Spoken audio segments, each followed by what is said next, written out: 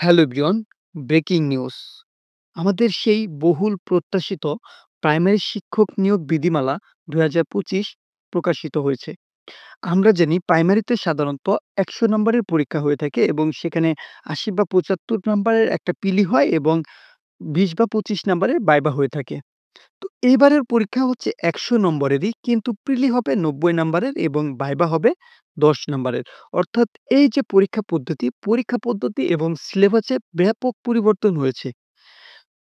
সিলেবাসটা সম্পর্কে আমাদের ভালোভাবে আয়ত্ত করতে হবে। দেখেন, আমরা যদি নম্বর বন্টন দেখি, আমরা জানি বাংলা এবং ইংরেজিতে প্রতি বছর ২০ নম্বরের পরীক্ষা হয়ে থাকে।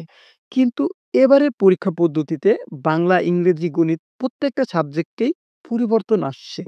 দেখেন, বাংলাতে এবার হবে ২৫ নাম্বারের, সেম ভাবে ইংরেজিতেও হবে ২৫ নাম্বারের। অর্থাৎ বুঝতেই পারছেন, বাংলা এবং ইংরেজি এই পরীক্ষার জন্য সবচেয়ে বেশি গুরুত্বপূর্ণ। এবং গণিত ও সাধারণ বিজ্ঞান ২ সাবজেক্ট মিলে হবে ২০ নাম্বার। এখানে আমার মনে হয় হয়তোবা গণিতে ১৫ নাম্বার এবং বিজ্ঞানে ৫ নাম্বার হতে পারে। হয়তোবা ১-২ নাম্বার এদিক-সেদিক হতে পারে। তারপর দেখেন, বাংলাদেশ ও আন্তর্জাতিক বিষয়বলিতে হবে ২০ নাম্বার এবং ভাইভাতে হবে ১০ নাম্বার।